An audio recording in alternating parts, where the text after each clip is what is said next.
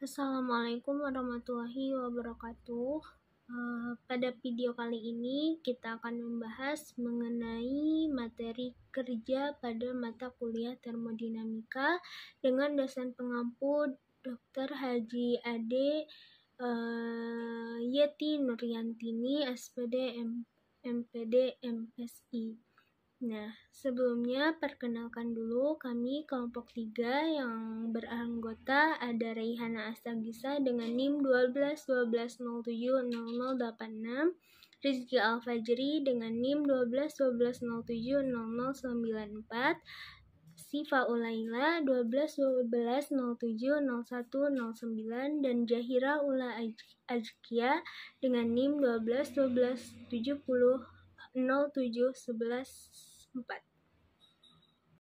Materi yang akan kita bahas mengenai kerja itu sendiri apa, terus proses kuastatik, terus kerja sistem hidrostatik, diagram PV, kerja bergantung pada lintasan, kerja dalam proses kuasi-statik, kerja untuk mengubah panjang seutas kawat, kerja untuk mengubah luas bidang selaput permukaan, kerja untuk mengubah muatan sel terbalikan, kerja untuk mengubah polaritas padatan elektrik, kerja untuk mengubah magnetisasi suatu padatan magnetik, ringkasan, dan sistem gabungan. Sebelumnya, saya ucapkan terima kasih kepada moderator yang telah memberikan saya kesempatan untuk melakukan presentasi. Nah, yang pertama yang akan saya bahas yaitu mengenai kerja.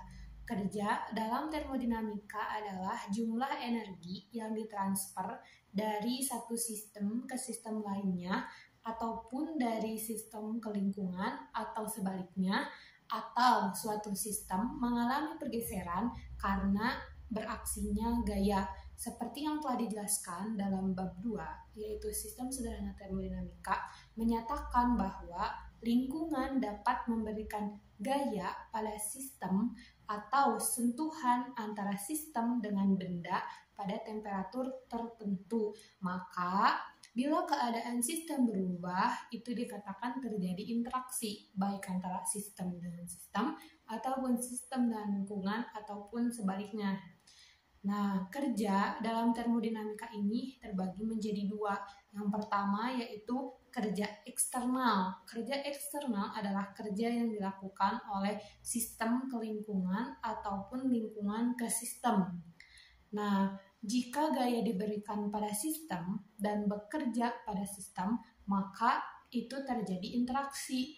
Nah, dalam termodinamika ini yang dibahas adalah kerja eksternal, karena adanya interaksi sistem dengan lingkungan ataupun sebaliknya, sehingga perubahan yang terjadi dapat diberikan kuantitas makroskopis yang berhubungan dengan sistem secara keseluruhan. Nah, adapun kerja internal dalam termodinamika yaitu kerja yang dilakukan oleh bagian sistem pada sistem lainnya. Nah, yang saya tangkap itu kerja internal ini adalah kerja dalam sebuah sistem, yaitu kerja yang dilakukan oleh bagian sistem pada sistem lainnya, namun pada sistem yang sama. Nah, kalau kerja eksternal itu kan kerja yang dilakukan antara sistem dan lingkungan, berarti ada interaksi antara keduanya. Nah, sistem dan lingkungan ataupun lingkungan dan sistem. Nah, adapun kerja internal ini dalam satu sistem, salah satu bagian sistem kepada sistem yang lainnya dalam satu sistem. Yang saya tangkap itu seperti itu. Selanjutnya yaitu mengenai contoh kerja dalam termodinamika. Nah, dari pemahaman saya dan dari buku yang telah saya baca, contoh pertama yaitu mengenai sebuah tabung berbentuk silinder. Nah, yang di dalamnya itu terdapat gas berupa molekul. Nah, seperti gambar dalam PowerPoint pertama di atas. Nah, kita anggap terdapat 2 buah tabung tersebut. Yang awal mulanya itu mengandung jumlah gas atau molekul yang sama. Nah, setelah piston bergerak, ada 2 kemungkinan yang akan terjadi. Yang pertama yaitu pemampatan, dan yang kedua yaitu pemuaian. Nah, adapun pemampatan di mana piston itu menjadi ke bawah dari yang awalnya sama. Nah, pemanfaatan itu ke bawah. Nah, ini dikatakan bahwa sistem dikenai kerja. Nah, jadi sistem terhadap molekul gas. Nah, adapun pemuaian yang tadinya sama, si piston itu menjadi ke atas. Nah, ini disebut pemuaian, di mana sistem melakukan kerja, jadi molekul terhadap sistem. Nah, dari yang saya tangkap, contoh ini termasuk ke dalam kerja internal, karena menurut saya ini terjadi dalam satu sistem yang dikatakan bagian sistem terhadap sistem yang lainnya. Nah, adapun contoh kedua yaitu contoh dari kerja eksternal yang terdapat dalam buku, yaitu magnet yang terletak jauh dari penghantar listrik eksternal, maka perubahan magnetisasi dalam magnet tidak disertai kerja. Namun, jika magnet mengalami perubahan magnetisasi ketika dilingkungi oleh penghantar listrik arus besar, akan ditimbulkan oleh penghantar sehingga terjadi pemindahan listrik eksternal. Jadi, sebuah sistem melakukan kerja sistem harus berinteraksi dengan penghantar listrik ataupun dengan magnet lain. Nah, seperti gambar kedua yang di bawahnya itu contoh adalah charging an electric system. Nah, ya dari yang saya tangkap ini kan ada dua buah sistemnya dalam sistem yang berbeda, yaitu mobil dan charging and electric system. Nah, jadi charging and electric system ini adalah tempat ngecas mobil listrik gitu. Nah, kan diberikan nih kepada mobil.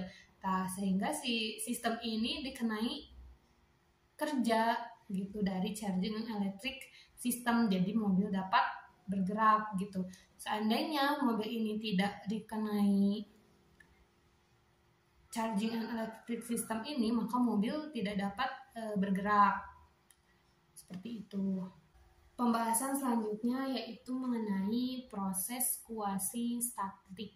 Nah, proses kuasi statik ini memiliki syarat, yaitu jika sistem berada dalam kesetimbangan termodinamika. Nah, pada pertemuan sebelumnya telah dibahas bahwa sistem dikatakan berada dalam kesetimbangan termodinamika itu jika pertama yaitu sistem dalam kesetimbangan mekanis yang secara garis besar yaitu berupa gaya. Lalu yang kedua berada dalam kesetimbangan termal yang secara garis besar itu berhubungan dengan temperatur atau suhu. Dan yang ketiga yaitu kesetimbangan kimia yang berarti garis besarnya itu reaksi kimia. Nah, kuasi statik adalah suatu sistem seolah-olah statis tapi sebenarnya digerakkan atau bergerak secara perlahan.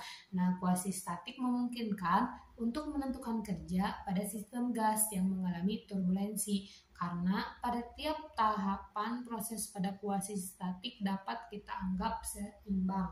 Nah, sebagai contohnya itu kita ambil dari contoh yang sebelumnya, yaitu sebuah tabung yang di dalamnya memiliki gas ataupun molekul pada tekanan yang sama ataupun volume yang sama, terus terdapat piston. Nah, apabila piston tersebut digerakkan naik turun, maka volume dalam tabung gas itu akan berubah.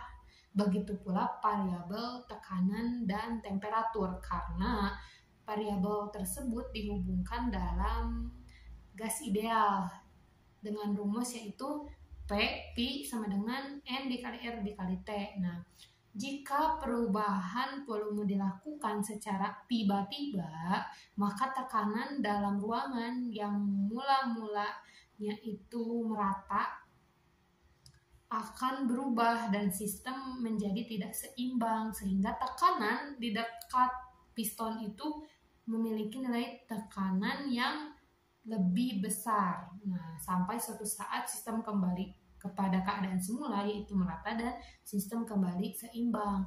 Nah, berbeda jika sistem tersebut ataupun pistonnya itu digerakkan secara perlahan-lahan, maka kesetimbangan dapat dipertahankan meskipun variabel makroskopis berupa P P dan T, yaitu tekanan, volume, dan temperatur mungkin saja berubah. Tetapi kesetimbangan ini dapat dipertahankan jika piston tersebut digerakkan secara perlahan. Seperti itu. Karena proses kuasi-statik ini yaitu kuasi yang sebenarnya, yang artinya itu tidak sebenarnya, dan statik yang artinya setimbang. Jadi proses kuasi-statik adalah proses perubahan perlahan-lahan dengan mempertahankan keseimbangan. Selanjutnya yaitu jika sekali sistem dalam keadaan kesetimbangan termodinamika, lalu lingkungan dibuat tidak berubah dan tidak ada gerak yang dilakukan, lalu tidak ada kerja yang terjadi. Namun jika jumlah gaya eksternalnya diubah sehingga terjadi gaya berhingga yang beraksi pada sistem, lalu sistem menjadi tak berimbang. Maka persyaratan kesetimbangan mekanik tidak lagi dipenuhi jika keadaan berikut ini timbul. Seperti tulisan yang ada di dalam PowerPoint, yaitu yang pertama, gaya tak berimbang dapat terbentuk dalam sistem. Lalu yang kedua, sebagai akibat turbulensi, percepatan, dan seterusnya. Ini distribusi temperatur fasa bersama dapat timbul atau dapat juga timbul perbedaan temperatur antara sistem dengan lingkungannya. Lalu yang ketiga, perubahan gaya dan temperatur yang mendadak dapat menimbulkan reaksi kimia atau perpindahan unsur kimia. Selanjutnya yaitu penjelasan mengenai kerja sistem hidrostatik. Nah, dalam PowerPoint gambar tersebut yaitu tabung yang di dalamnya terdapat gas. Nah, di atasnya terdapat piston. Nah, dalam gambar tersebut terjadi pemuaian yang telah dijelaskan sebelumnya. Mula-mula gas ideal menempati ruang dengan volume V dan tekanan P.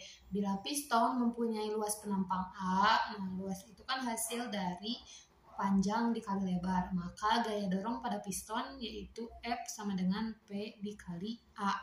Nah, rumus awalnya itu P yaitu tekanan sama dengan F per A, maka F sama dengan P dikali A.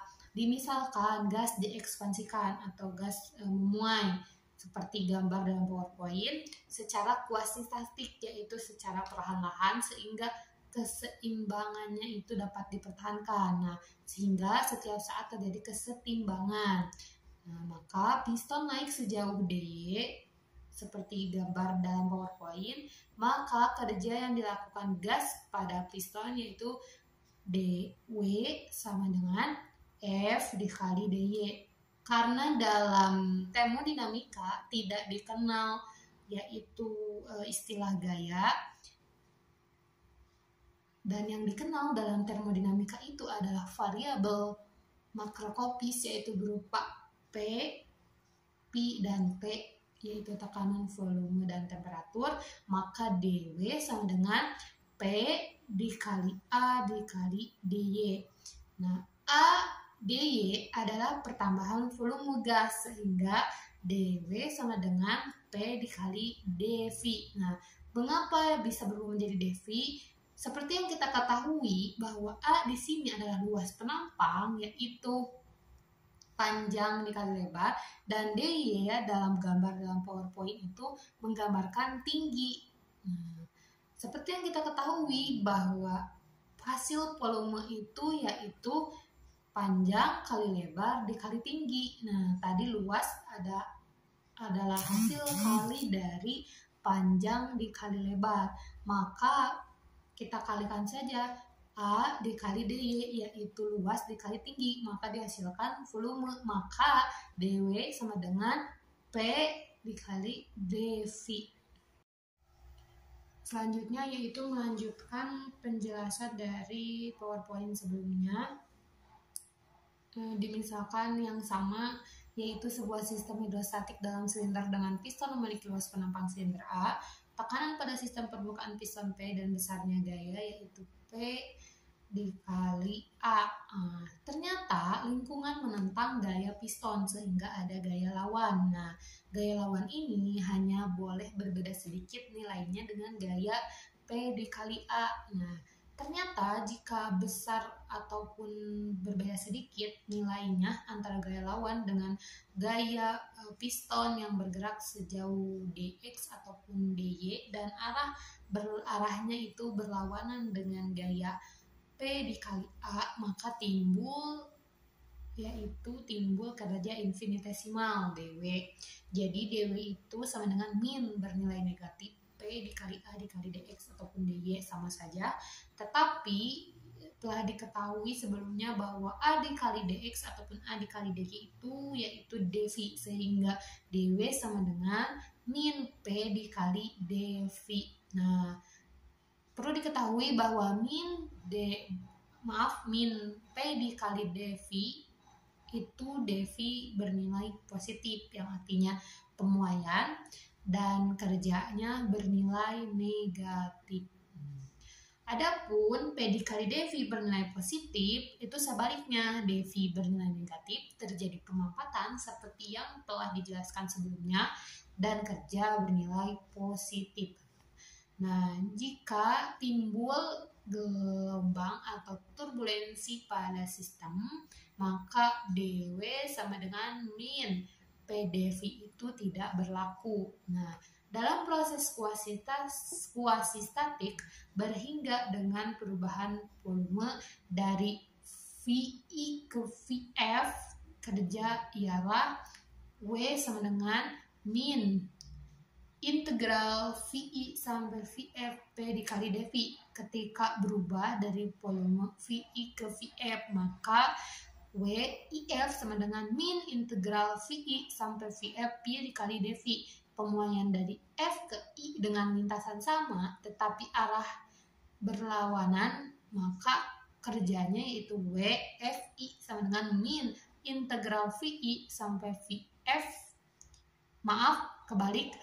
WFI sama dengan min integral VF sampai dengan VI P dikali dv.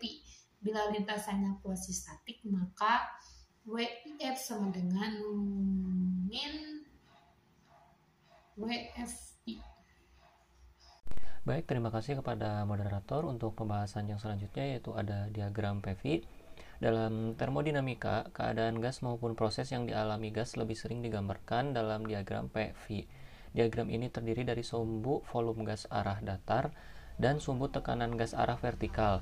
Suatu keadaan yang dimiliki gas diwakili oleh satu titik pada diagram PV.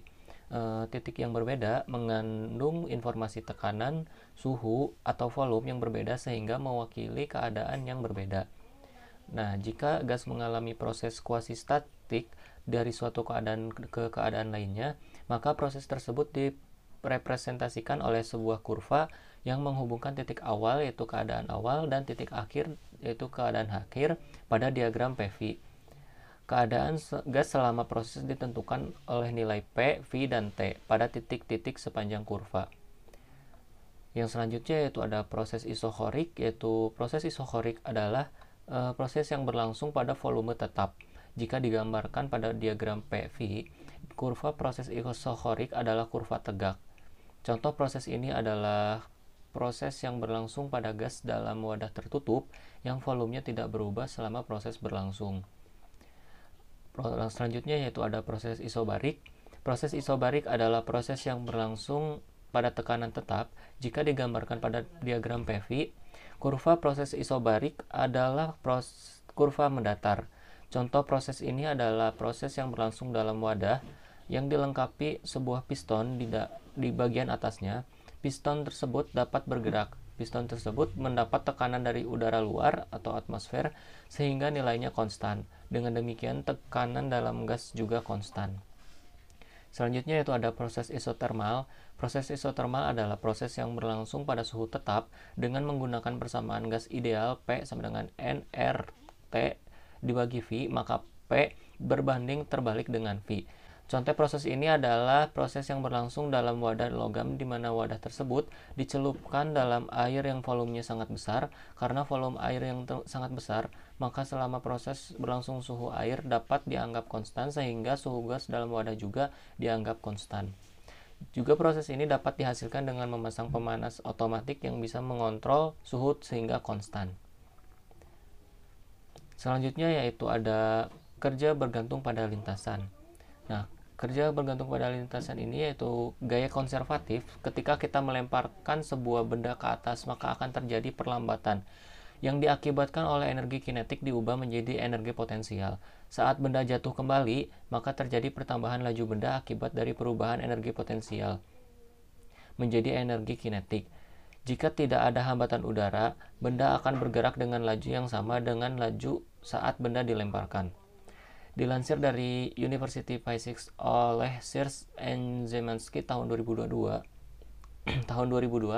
gaya konservatif merupakan gaya yang dapat menghasilkan perubahan dua arah, yaitu antara energi kinetik dan energi potensial. Contoh dari energi konservatif adalah gaya gravitasi dan gaya pegas. Sifat-sifat gaya konservatif: 1. Selalu bisa dinyatakan sebagai perbedaan antara nilai akhir dan nilai awal dari fungsi energi potensial. Yang kedua yaitu bisa bolak-balik, bersifat reversible atau bisa diubah kembali ke asalnya. Yang ketiga tidak bergantung pada lintasan benda, hanya bergantung pada lintasan di titik awal dan di titik akhir. Keempat, saat di titik awal dan akhir yang sama pada lintasan tertutup, maka kerja total yang dihasilkan sama dengan 0. Nah, gaya non-konservatif, tidak semua gaya adalah konservatif. Gaya hambatan pada fluida merupakan gaya yang tidak konservatif. Misal jika kita melempar benda ke udara, dengan hambatan udaranya melakukan kerja negatif pada benda tersebut. Pada saat benda-benda naik dan turun, benda akan kembali dengan laju dan energi kinetik yang lebih kecil, serta tidak ada cara untuk mengembalikan energi mekanik yang hilang. Gaya tersebut dinamakan gaya non-konservatif. Dan sifat-sifat untuk gaya non-konservatif sendiri yaitu gaya yang dilakukan tidak dapat dinyatakan dalam fungsi energi potensial, dan yang kedua yaitu bersifat tidak bolak-balik atau tidak reversible. Selanjutnya yaitu ada pembahasan mengenai kerja dalam proses kuasi-statik. Yang pertama yaitu proses kuasi-statik adalah proses dalam keadaan ideal dengan hanya mengubah sedikit saja gaya eksternal yang bereaksi pada sistem sehingga gaya tak berimbangnya sangat kecil. Dalam proses kuasi-statik ini merupakan suatu pengidealan yang dapat diterapkan untuk segala sistem termodinamika termasuk sistem listrik dan magnetik. Selanjutnya yaitu ada proses kuasi-statik umum. Idealnya proses semu reversible tidak bisa dilakukan secara praktis. Selalu ada kerugian dalam sistem apapun.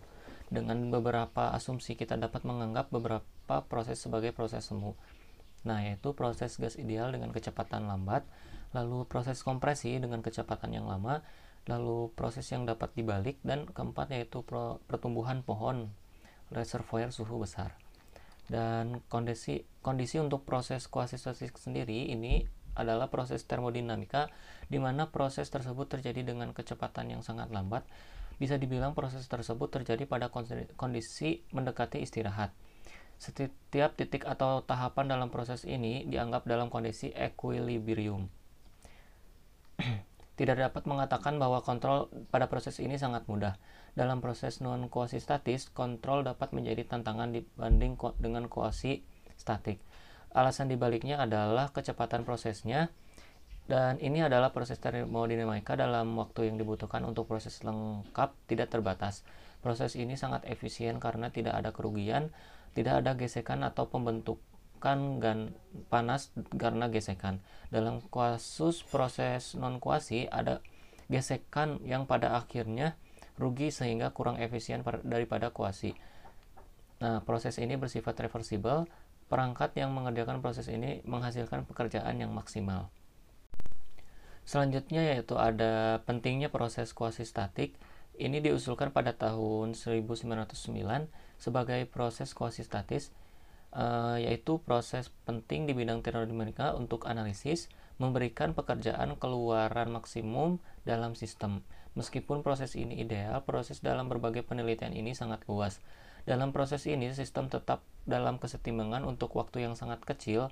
Alasan dibalik pentingnya di bidang teknik ini adalah proses ini mudah untuk dianalisis dan perangkat apapun yang bekerja pada proses ini menghasilkan pekerjaan yang maksimal dan tidak ada energi yang hilang. Untuk pembahasan yang selanjutnya yaitu ada kerja untuk mengubah panjang seutas kawat. Nah, dalam bab ini jika panjang seutas kawat ditarik gaya C berubah dari L menjadi L plus DL, kerja infinitesimal yang dilakukan pada kawat ialah dW sama dengan C dL. Nilai dL positif berarti pemuaian kawat, artinya kerja pasti terjadi pada kawat, yaitu kerja positif. Untuk perubahan panjang tertentu dari Li ke LF, yaitu W sama dengan integral LF dan LI ambang batas LF C dL, dengan C menyatakan besar gaya sesaat pada setiap saat selama proses itu berlangsung. Jika kawat mengalami gerak yang melibatkan gaya tidak berlimbang yang besar, integralnya tidak dapat dicari dengan memakai koordinat termodinamik yang mengacu pada kawat secara keseluruhan. Nah, bagaimana kawat ini dapat berubah panjang? Yaitu kawat berubah panjangnya sebesar dL karena gaya F. Jika proses perubahan panjang kawat tersebut reversibel, di mana F adalah gaya tegang kawat kerja oleh gaya tegangan kawat. Untuk mengubah panjang kawat tersebut adalah dW sama dengan C dL. Dengan anggapan F selalu positif, sedangkan dL berharga positif apabila kawat bertambah panjangnya, dan dL berharga negatif apabila kawat berkurang panjangnya. Maksudnya adalah kerja berharga positif jika sistem melakukan kerja terhadap lingkungan dan kerja berharga negatif jika lingkungan melakukan kerja terhadap sistem. Materi selanjutnya yaitu kerja untuk mengubah luas bidang selaput permukaan. Yang bisa kalian lihat di gambar, selaput permukaan ganda dengan cairan diantaranya yang terbentang pada kerangka kawat, dengan salah satu sisinya itu dapat digerakkan, yang bisa kalian lihat di gambar ya. Jika kawat itu tergerakkan itu panjangnya L dengan tegangan permukaannya delta, maka gaya yang bereaksi pada kedua selaput itu yaitu 2 delta L. Untuk pergeseran infinitemal dx-nya yaitu dW sama dengan 2 delta L dx. Nah, tetapi untuk dua selaput itu beda lagi, yaitu 2L dx sama dengan dA. Nah, sistem selaput permukaan keadaan dapat digambarkan termodinamikanya dengan tegangan permukaan SAT. Ada juga kerja untuk mengubah luas selaput permukaan sejumlah dA dinyatakan dengan delta W sama dengan SdA. Nah, untuk perubahan luasnya itu bisa kita gambarkan dengan W12 integral A1 sampai dengan A2 SdA. Nah, kemudian materi selanjutnya itu kerja untuk mengubah muatan sel terbalikan. Nah, menurut kesepakatan, arus listrik diperkirakan sebagai gerakan muatan listrik positif dari daerah potensial yang lebih tinggi ke daerah-daerah potensial yang lebih rendah.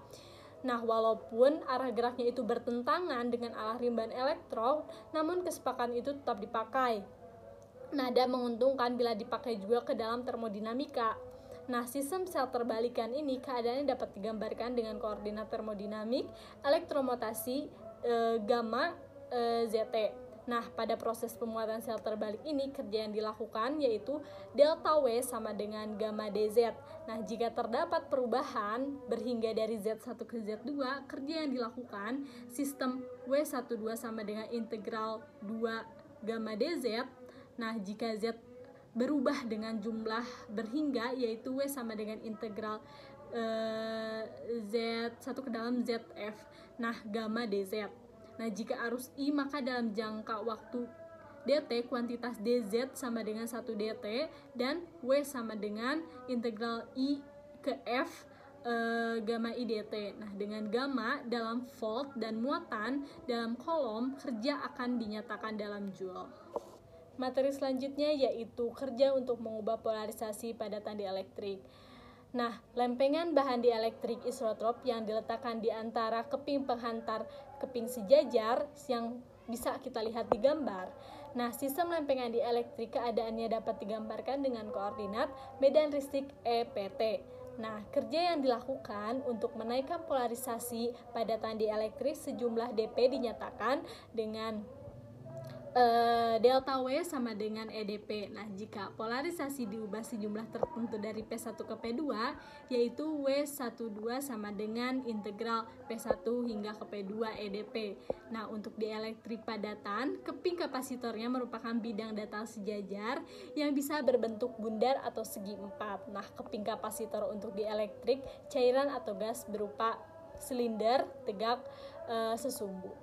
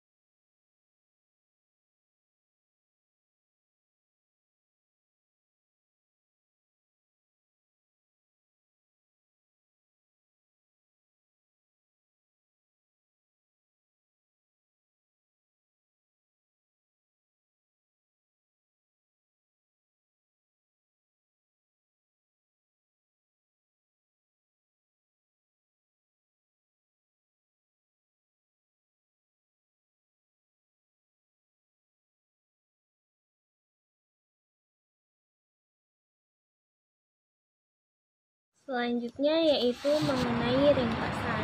Nah, di sini disebutkan kerja adalah interaksi antara dua sistem. Nah, sedemikian hingga apa yang terjadi pada tiap sistem pada permukaan batas interaksinya dapat diulangi dengan efek tunggal di luar tiap sistem, berubah perubahan tinggi suatu beban dalam medan potensi gravitasi, atau bisa disebut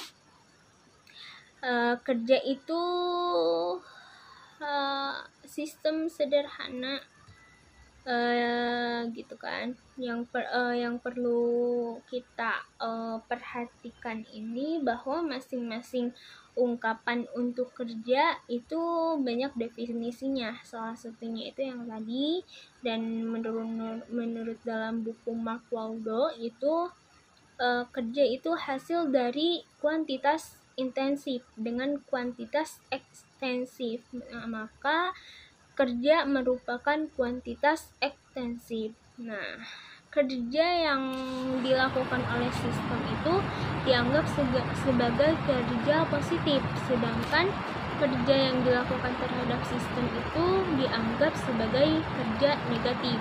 Nah, di sini itu disebutkan ada 3 jenis sistem berdasarkan jenis pertukaran yang terjadi antara sistem dan lingkungan. Yang telah kita ketahui ada sistem tertutup, sistem terisolasi, dan sistem terbuka. Nah, kita telah mengetahui bahwa diagram kerja itu diperoleh jika koordinat intensifnya itu dirajah terhadap koordinat ekstensif yang bersesuaian. Jadi banyaknya diagram kerja sama dengan banyaknya sistem. Tapi kadang-kadang diinginkan untuk merumuskan diagram kerja yang tidak mengacu pada suatu sistem khusus, tetapi menggambarkan kelakuan setiap sistem. Nah, jika kita menetapkan kuantitas intensif seperti Pa, N per M, V per M, atau AM gitu kan, atau bisa disebut gaya rapatan gitu kan, atau kuantitas ekstensif yang bersesuaian, itu kita dapat menggambarkan kerja yang dilakukan oleh sistem sederhana pada diagram kerja rapatan dengan merajah gaya rapatannya terhadap pergeseran rapatan X gitu kan. Nah, maka kesimpulan yang ditarik dari diagram semacam itu berlaku untuk sistem sederhana itu tersendiri. Selanjutnya yaitu ada sistem gabungan. Nah, sistem gabungan itu adalah sistem yang memiliki lebih dari 3 koordinat yang banyaknya persamaan keadaan lebih dari 1. Nah, dari tinjauan sistem gabungan ini, skemanya tercantum pada gambar di samping ini yang terdiri atas 2 sistem hidrostatik sederhana yang berbeda, yang dipisahkan oleh dinding diagram untuk menjamin agar kedua bagian itu